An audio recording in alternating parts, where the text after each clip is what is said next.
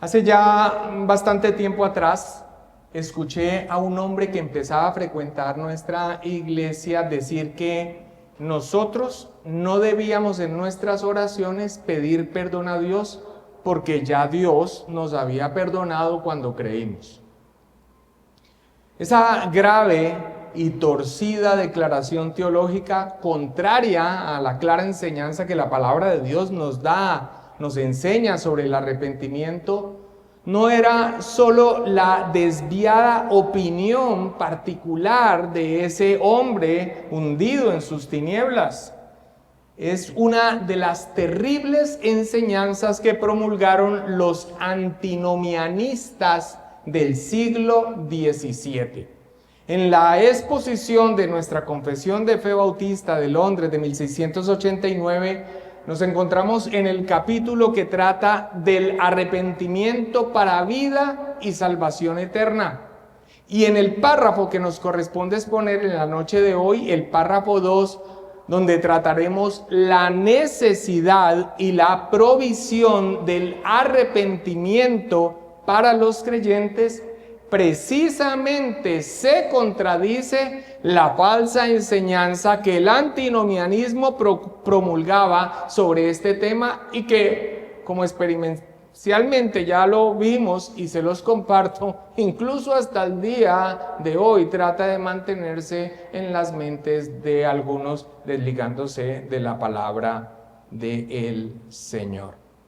Permítame, antes de ir a la exposición del párrafo, describir brevemente el error antinomianista, pero de manera general, y acentuar específicamente lo que ellos enseñaban, los antinomianistas, sobre el arrepentimiento en los creyentes.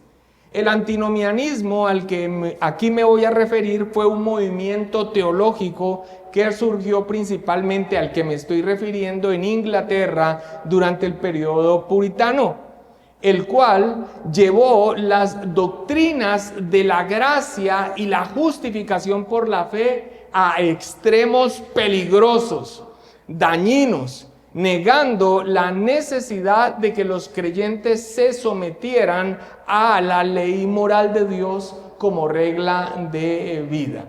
Y, por supuesto, eso indefectiblemente resultaba en, ¿qué piensan ustedes?, en libertinaje e inmoralidad. En libertinaje e inmoralidad. Entre las características principales del antinomianismo tenemos las siguientes. La primera es la negación de la vigencia de la ley moral. Esta gente enseñaba que los cristianos no estaban bajo ningún mandamiento moral, argumentando que la gracia de Dios los liberaba de toda obligación ética, o sea, de cumplir cualquier mandamiento de la ley de Dios moralmente, y ellos se basaban en una distorsión de Romanos 6:14. Algunos, como Tobias Scrip, afirmaban que los pecados de los creyentes, aquí estamos hablando de creyentes, lo que vamos a ver hoy, inclusive la necesidad y la provisión del arrepentimiento para los creyentes. Aquí no estamos hablando del arrepentimiento, fe y arrepentimiento para salvación, sino el arrepentimiento en los creyentes. Algunos, como Tobias Scrip, afirmaban que los pecados de los creyentes no eran realmente pecados, porque Dios ya no los imputaba, ya no imputaba culpa sobre los creyentes por él. Un segundo punto que describe el antinomianismo es el rechazo al arrepentimiento continuo, que es precisamente el tema de esta noche. Ellos sostenían que, puesto que los creyentes eran perdonados de una vez y para siempre en su conversión, al creer en Cristo para salvación, pues no necesitaban confesar pecados ni buscar perdón. Algunos incluso enseñaban que preocuparse por el pecado era falta de fe en el perdón completo de Cristo. Una tercera enseñanza del antinomianismo radical del siglo XVII es que ellos creían en una justificación sin santificación. O sea, ellos separaban radicalmente la justificación de la santificación, afirmando que un verdadero creyente podía vivir en pecado sin consecuencias espirituales. Esto llevó a casos de inmoralidad práctica, pues algunos argumentaban que sus acciones pues realmente no estaban afectando su estado ante Dios. Así que pues no importaba si pecaba. Yo ya confié en Cristo, yo ya fui justificado, fui perdonado de todos los pecados, así que pues no importa, realmente mis pecados no cambian entonces nada mi relación con Dios. Y ellos obviamente llegaban a puntos extremos en la predestinación. Algunos antinomianos radicales, como los seguidores de John Eaton, enseñaban que dado que los elegidos ya estaban salvos desde la eternidad, su conducta en esta vida era irrelevante. Pero específicamente en cuanto a la enseñanza bíblica de la necesidad del arrepentimiento continuo, los antinomianos radicales del siglo XVII enseñaron que los creyentes no necesitaban pedir perdón después de su conversión, argumentando que dado que Dios ya los había perdonado completamente en Cristo, la confesión de pecados era innecesaria e incluso una negación de la justificación por la fe. Y voy a dar algunas expresiones de los antinomianos que comentaba hace un rato con el pastor Pablo Andrés. Por cierto, esta no era gente vulgar y sin conocimiento, pero el conocimiento intelectual los había envanecido al apartarse de la palabra del Señor. Tobias Crisp, que vivió entre 1600 y 1643, que fue uno de los más prominentes antinomianos, en uno de sus sermones publicados póstumamente, dice: el creyente no debe afligirse por el pecado, ni pedir perdón, porque ya está completamente perdonado desde la eternidad. Si un hombre insiste en confesar sus pecados para ser perdonado, está poniendo su propia penitencia en el lugar de la obra perfecta de Cristo. John Eaton, que vivió entre 1575 y 1641, y les pongo los tiempos en los que vivieron para que se den cuenta la redacción de la confesión de fe, como el momento que se estaba viviendo de la posreforma, dice: cuando un hombre cree, todos sus pecados pasados, presentes y futuros son borrados de una vez. Uno puede decir amén a eso, pero él concluye: por lo tanto, no hay necesidad de pedir perdón porque Dios ya no ve el pecado en los elegidos. Y Robert Towne, que no sabemos ni cuándo nació ni cuándo murió exactamente, pero fue para la misma fecha, siglo XVII, escribió: decir que un creyente debe confesar sus pecados para ser perdonado es negar la suficiencia de Cristo. Si Dios ya no imputa el pecado, Romanos 4:8, ¿por qué seguir pidiendo lo que ya poseemos? Este es entonces, mis amados hermanos, el telón oscuro del error sobre el que nuestra confesión de fe expresa en nuestro párrafo 2 la necesidad bíblica, la enseñanza bíblica sobre la necesidad y provisión del arrepentimiento para los creyentes. Este es el telón oscuro del terror sobre el que nuestra confesión de fe presenta este párrafo 2. Y como lo vimos, y quise así que ustedes lo pudieran ver al inicio de esta enseñanza, esto no es una cosa de una discusión pasada teológica en el pasado. Es que recordamos vivamente con el pastor Pablo Andrés, y lo más tremendo es que esa persona claramente se mostró cuál era su condición espiritual: degradado en el pecado, buscando de alguna manera en la palabra del Señor cómo continuar con una vida licenciosa y contra Dios, y aún así decir que era creyente. Y es increíble cómo concluyen las mismas cosas que otros hombres también en el error concluyeron siglos atrás. Por eso es tan importante conocer estos asuntos y reafirmarnos nosotros en la verdad. El párrafo 2 entonces dice así: si bien no hay nadie que haga el bien y no peque, y los mejores hombres, mediante el poder y el engaño de la corrupción que habitan en ellos, junto con el predominio de la tentación, pueden caer en grandes pecados y provocaciones, Dios en el pacto de gracia ha provisto misericordiosamente que los creyentes que pequen y caigan de esta manera sean renovados mediante el arrepentimiento para salvación. Y yo quiero decir, gloria a Dios. Este párrafo reitera lo afirmado en el párrafo anterior, el párrafo 1, que nos ha dicho que Dios, al llamar eficazmente para salvación a una persona que está muerta en delitos y pecados, le da arrepentimiento para vida.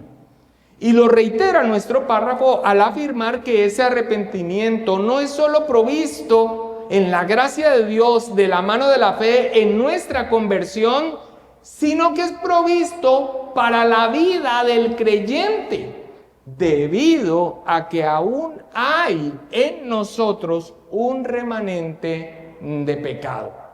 Pero si lo notan, se presenta como una provisión de Dios, de la gracia de Dios para el creyente.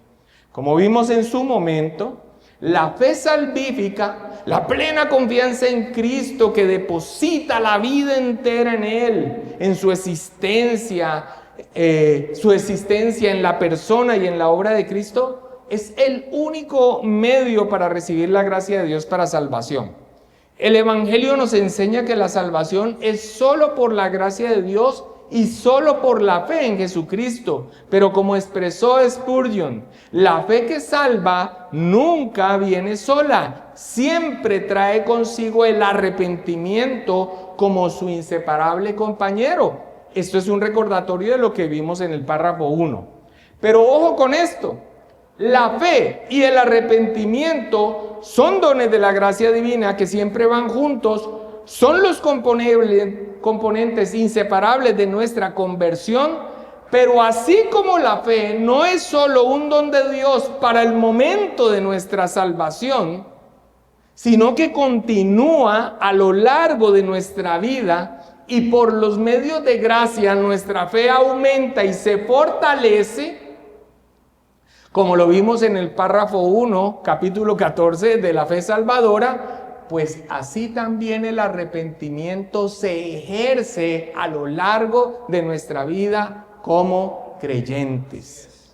Nuestro párrafo inicia con una declaración de la universalidad del pecado, que se refiere no solo a los perdidos, sino que dice también a los mejores hombres. Y esto es una referencia a creyentes. La declaración de la universalidad del pecado, o sea que el pecado está en todos los hombres después de la caída en el Edén. Todos nacen en esa condición. Se expresa mediante una unión de dos textos bíblicos, de Romanos 3:12 y Eclesiastés 7:20. Nuestra confesión empieza así: si bien no hay nadie que haga el bien y no peque. Romanos 3:12 dice: todos se desviaron, a una se hicieron inútiles, no hay quien haga lo bueno, no hay siquiera uno. Esto es lo que dice Romanos 3:12. Y Eclesiastés 7:20 dice: ciertamente no hay hombre justo en la tierra que haga el bien y nunca peque. Este último es el primer texto de prueba, por cierto, que presentan los editores de la Confesión de Fe en este párrafo. Pero esta expresión de la universalidad del pecado con que inicia nuestro párrafo se amplía no solamente a los incrédulos, sino que incluye a los creyentes. Cuando dice: si bien no hay nadie que haga el bien y no peque, ya vimos que está uniendo dos textos bíblicos y sus expresiones allí. Dice: y los mejores hombres, mediante el poder y el engaño de la corrupción que habita en ellos, junto con el predominio de la tentación, pueden caer en grandes pecados y provocaciones. Aquí entonces la universalidad del pecado en nuestro párrafo está ampliando para que sepamos que no solamente está hablando de los hombres en su estado natural, sino que aquí especialmente está hablando que aún los creyentes pueden ceder en el pecado y caer en él. Los mejores hombres, o como mejor se traduce el original en inglés, los mejores de los hombres, es una referencia a creyentes. Y con esta expresión, sumada al segundo texto de prueba, como en un momento veremos, que presenta al mismo apóstol Pedro pecando, pero después siendo restaurado, entendemos que quisieron enfatizar que no solo los creyentes en promedio, sino aún prominentes creyentes han pecado. A lo largo de nuestra confesión de fe se señala lo evidente en las Escrituras y en la experiencia, que los creyentes, los regenerados y aún los creyentes más maduros son susceptibles de caer en pecado y tristemente aún en grandes pecados. Ahora, el que al estar escuchando esto, inmediatamente escuche una voz que le está diciendo, bueno, entonces no hay problema. Quiero decirle que en ese momento esa voz es la voz del diablo.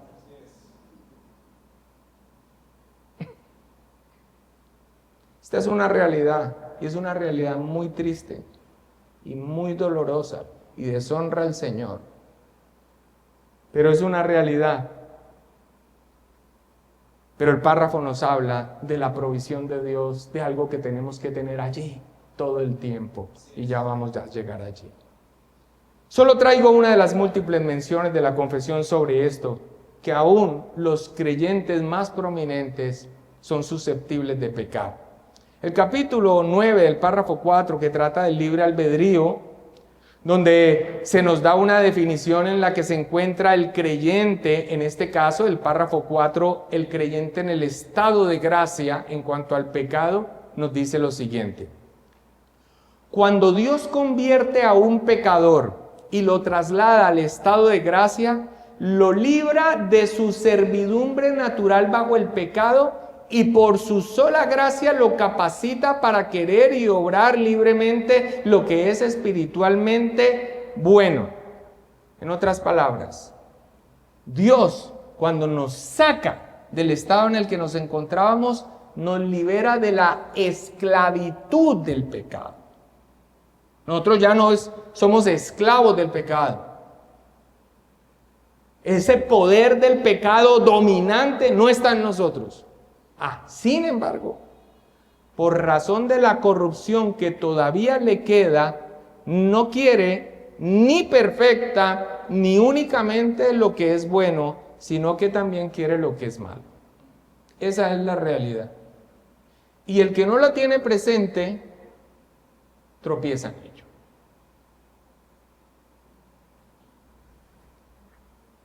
James Renihan expresa: el pecado que mora en nosotros tiene poder y engaño, y la tentación ocurre repetidamente, con el resultado de que el corazón descuidado puede cometer provocaciones contra Dios. Porque ese es el pecado. Por lo general, livianamente cuando pensamos en el pecado, pensamos en las consecuencias. ¿Qué va a pasar? ¿Las consecuencias del pecado? No. El pecado es una provocación contra un Dios santo, santo, santo. Y si somos creyentes, contra un Padre amorosísimo, que es santo. Pero así es. Spurgeon, en el sermón que se titula Perdón completo, expresa: el perdón es complemento en el sentido de que todos nuestros pecados fueron llevados por Cristo. El perdón es completo en el sentido de que todos nuestros pecados fueron llevados por Cristo. Pero eso no significa que dejemos de confesar nuestras faltas. El hombre que dice que no necesita pedir perdón porque ya fue perdonado, demuestra que no entiende ni la santidad de Dios ni su propia pecaminosidad. Recapitulando entonces sobre esta primera parte del párrafo, ¿qué se señala? La universalidad del pecado. ¿Y qué se enfatiza? Pues se enfatiza esa universalidad al referirse al pecado aún en los creyentes Y esto con el propósito de mostrar la necesidad del arrepentimiento. ¿En quién? En el creyente, hermanos. Quiero que estemos claros. Hemos hablado de fe y arrepentimiento en la conversión, pero la continuidad de la fe y la continuidad del arrepentimiento, la necesidad de venir al Señor en arrepentimiento, es lo que se enfatiza aquí. La segunda parte del párrafo nos habla de la provisión del arrepentimiento, y es una provisión divina.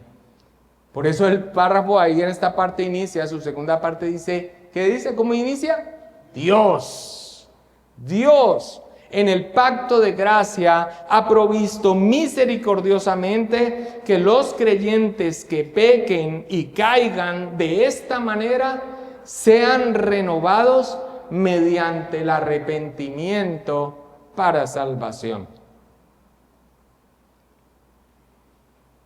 ¿Notas la mención del pacto de gracia? Dios en el pacto de gracia. Comenta James Renihan, el propósito eterno de Dios, expresado a través del pacto de gracia, inicia la salvación y también la lleva a su consumación. Es un propósito divino. Así lo determinó Él para la gloria de su nombre. ¿Cuándo? Antes de la fundación del mundo. La ejecutó en Cristo Jesús y la aplicó en nuestra vida en un momento ante la predicación del Evangelio y que el Espíritu Santo obró en nuestras vidas. Pero la va a llevar a cabo para la gloria de su nombre. Ok, y continúa diciendo, las dificultades que surgen de la carne, su corrupción, y del maligno, tentaciones, no son obstáculo para Dios. El resultado de esta provisión misericordiosa es la renovación para salvación.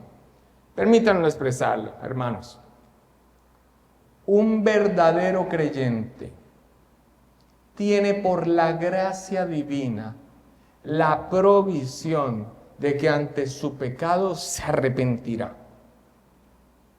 Y la naturaleza del arrepentimiento la veremos la próxima semana. De allí profundizaremos y en la siguiente, si Dios nos da vida y nos lo permite. Pero este es el punto. Hermano, cuando uno peca, si es un creyente, no puede tener tranquilidad. No puede vivir como si nada pasara. Sabe que ese asunto no puede continuar, que hay que parar. Pero el engaño del pecado, ¿qué es lo que expresa esto? La verdad de la gracia de Dios. Que el Espíritu Santo, en su actuar providencial, y el Santo Dios nos va a llevar al arrepentimiento. Y el arrepentimiento es una provisión de Dios para nosotros, porque finalmente Dios va a cumplir su propósito. Y estas son las cosas que Dios nos da en su gracia para que esto se cumpla. Eso no va a suceder en el que no es creyente. ¿Sabe qué va a pasar con una persona que profesa ser creyente y después está frente a las situaciones de pecado? Básicamente va a alejarse de cualquier cosa que señale su situación de pecado para poder continuar en paz en esa situación, por decirlo de alguna manera. Pero así uno se vaya al hueco más escondido, como creyente no tendrá paz. No hay manera de huir a Dios, de huir de Dios, sino huir a Él. Y la manera de huir a Él, cuando uno ha caído en un pecado, ¿sabe cuál es? El arrepentimiento.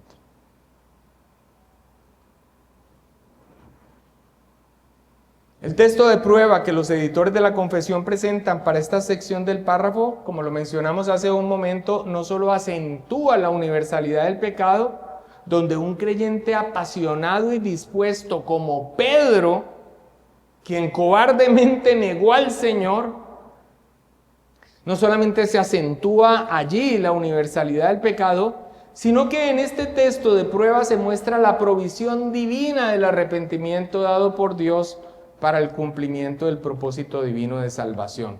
Es el texto de Pedro, pero cuando el Señor le dice, dijo también el Señor: Simón, Simón, he aquí Satanás os ha pedido para zarandearos como a trigo, pero yo he rogado por ti que tu fe no falte, y tú, una vez vuelto, confirma a tus hermanos. Tú, una vez vuelto. Un creyente, torpemente, no deberá ser, pero por descuido, por lo que sea, peca. Ese creyente va a volver. Va a volver, porque el arrepentimiento es una provisión de Dios, dada por su gracia. Él va a cumplir su propósito divino.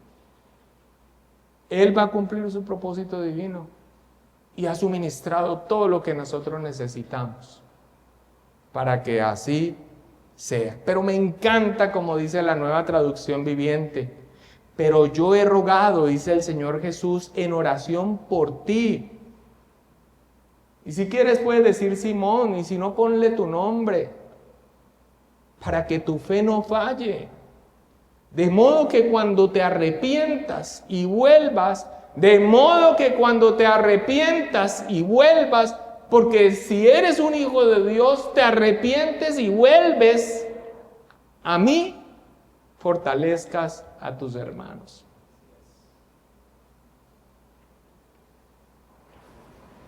Bendito Dios.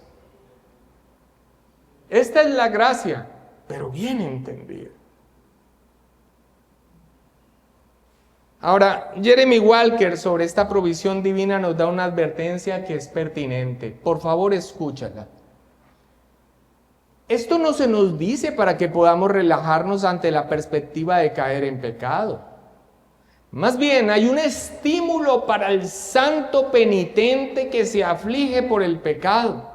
Dios misericordiosamente ha provisto en el pacto de gracia que los creyentes que pecan puedan ser renovados a través del arrepentimiento para salvación.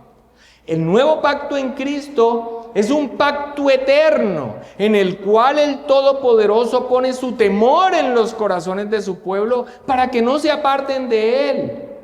Y haré con ellos pacto eterno, que no me volveré atrás de hacerles bien, y pondré mi temor en el corazón de ellos para que no se aparten de mí, dice Jeremías 32:40. En nosotros bajo el nuevo pacto esto se cumple. Nuestro Señor mismo oró por Pedro para que su fe no fallara, pero observe que el santo que peca y cae se renueva a través del arrepentimiento para la salvación. Este es el único camino de regreso. John Stott expresa: el verdadero creyente no es quien nunca peca, sino quien siempre se vuelve a Cristo cuando peca.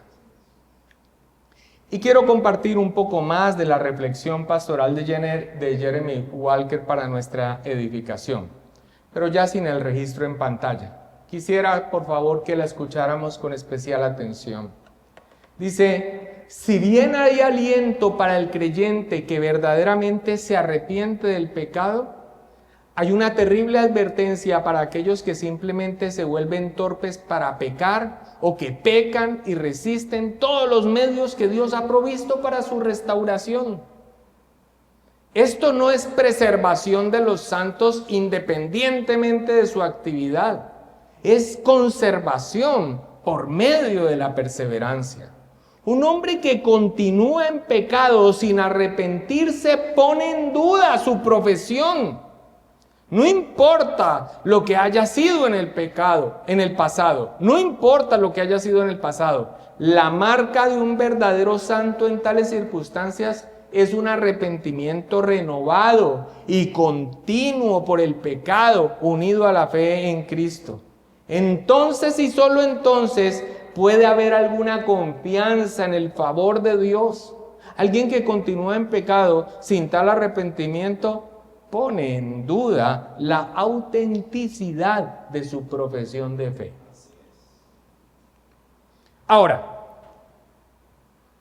¿Cómo respondieron los reformadores al error de los antinomianos sobre la negación de la necesidad del arrepentimiento en los creyentes? Bueno, pues con la Biblia. Leamos tan solo algunos de los múltiples textos de las Escrituras que claramente enseñan la necesidad del continuo arrepentimiento de los creyentes antes de ir a la instrucción teológica que presentaron los post-reformadores. Leamos los textos. Si confesamos nuestros pecados, Él es fiel y justo para perdonar nuestros pecados y limpiarnos de toda maldad. ¿A quién le está escribiendo allí Juan? A creyentes. Decir que el creyente no tiene necesidad de pedir perdón a Dios es un error grave de los antinomianos, que por supuesto va a llevar a un libertinaje y a la disolución. A la iglesia de Éfeso le dice en Apocalipsis 2:5, recuerda a una iglesia, recuerda por tanto de dónde has caído y arrepiéntete y haz las primeras obras, pues si no vendré pronto a ti y quitaré tu candelero de su lugar si no te hubieres arrepentido. Y le está escribiendo a una iglesia. Ahora me gozo. Mira, quiero que prestes atención a este texto de 2 de Corintios. Ahora me gozo, dice el apóstol Pablo, no porque hayáis sido contristados. O sea, el dolor que produce el pecado y la confrontación del pecado no es una cosa que produzca alegría.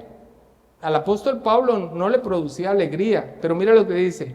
Por eso no se goza, sino porque fuisteis contristados para arrepentimiento. Porque habéis sido contristados según Dios para que ninguna pérdida padecieseis por nuestra parte. Porque la tristeza que es según Dios produce arrepentimiento para salvación, de que no hay que arrepentirse, pero la tristeza del mundo produce muerte, dice 2 de Corintios 7, 9 al 10. Y la oración que nos enseñó nuestro Señor Jesucristo dice, y perdona nuestras deudas, como también nosotros perdonamos a nuestros deudores.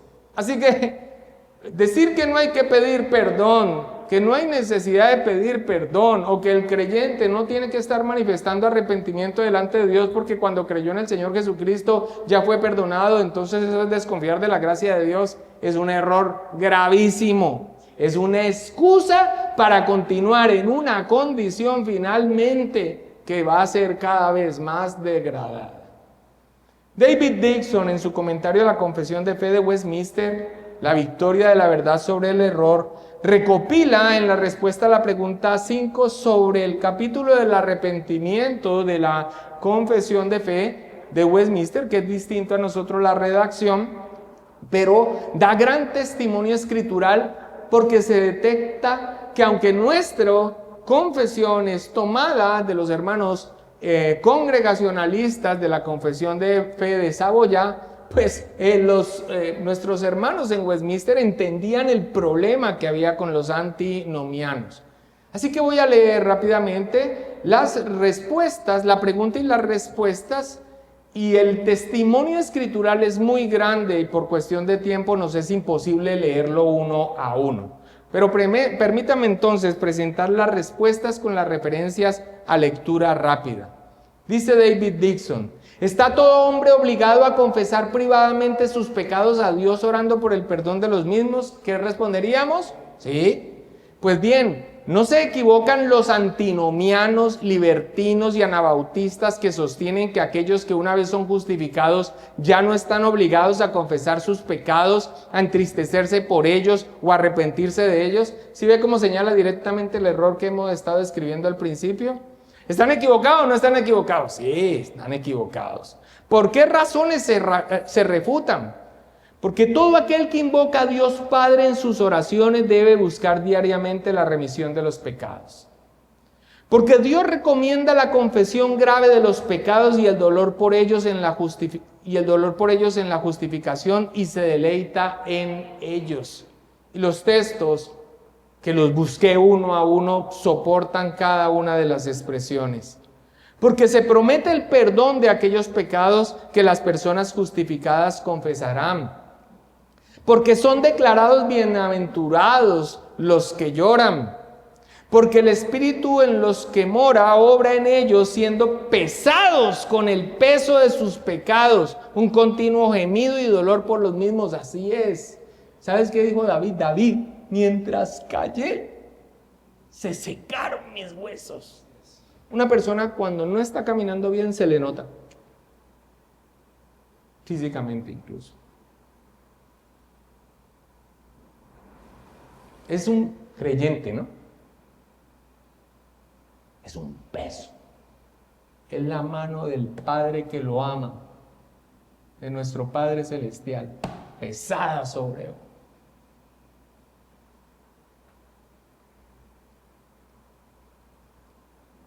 Porque el verdadero arrepentimiento es una renovación de la imagen de Dios perdida, al menos muy desfigurada por la comisión del pecado que en la santificación inicial no se perfecciona, sino que solo comienza y aumenta diariamente por la virtud de la muerte y resurrección de Cristo.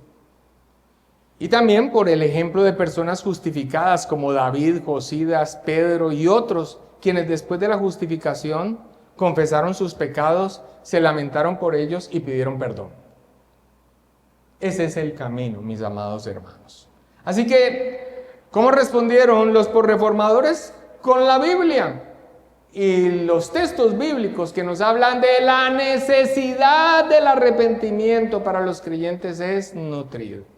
Ahora, ya en la parte de la reflexión teológica, y con esto terminamos, y este es un punto muy importante, la respuesta de los teólogos reformados ortodoxos al error antinomiano en ese punto fue hacer notar la distinción entre el perdón judicial, y el perdón paternal. El perdón judicial es aquel que recibimos en la justificación. ¿Cuándo se recibe la justificación? Cuando yo deposito mi fe en el Señor Jesucristo. La respuesta divina es la aprobación de Dios, justificado. Soy declarado inocente y además justo, merecedor del cielo, por decirlo de alguna manera. Se nos es imputada las justicias de Cristo y se nos ha declarado inocentes porque nuestros pecados fueron imputados a Él y Él los pagó, nuestro Señor Jesús. Entonces, el perdón judicial es aquel que recibimos en la justificación, es la absolución de la culpa del pecado para siempre y es un acto único, judicial y divino, perdonados. Pero el perdón paternal es la restauración de la comunión de un creyente, cuando el creyente que peca se arrepiente, allí recibe el perdón paternal. Un hijo nunca deja de ser hijo, pero un hijo en una situación de pecado sin arrepentimiento tiene un padre en desagrado. Pero Dios nos da esta provisión,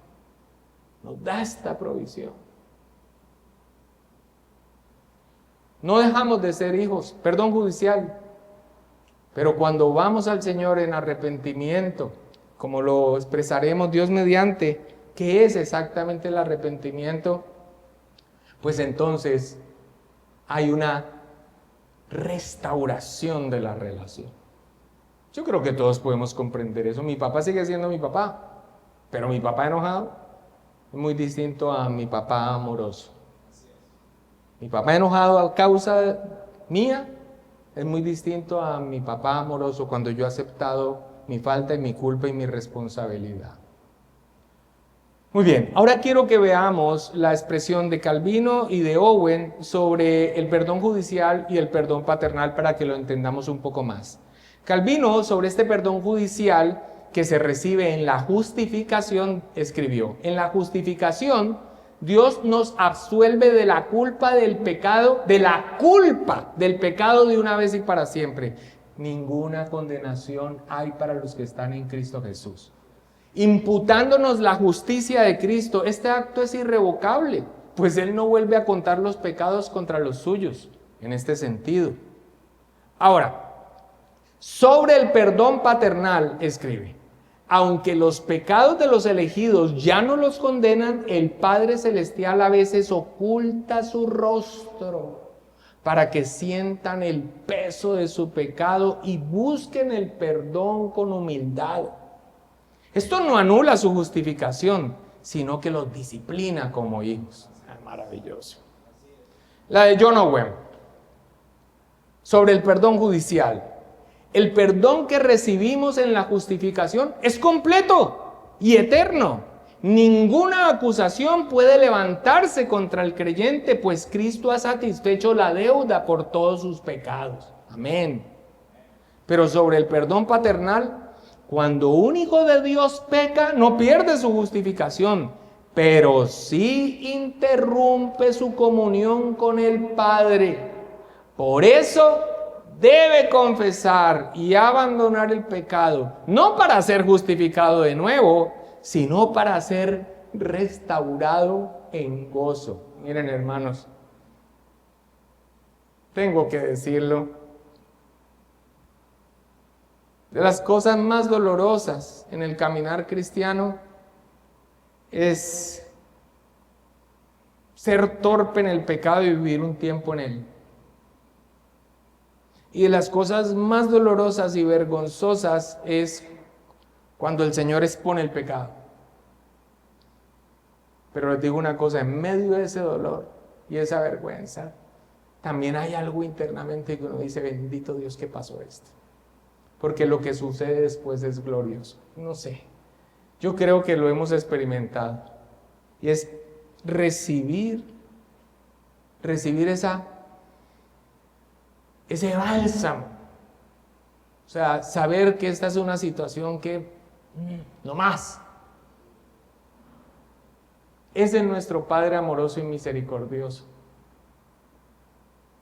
Y aunque se viva lo doloroso de la exposición de nuestro pecado y las consecuencias inclusive, lo que viene después es como un bálsamo a una alma que ya no podía continuar.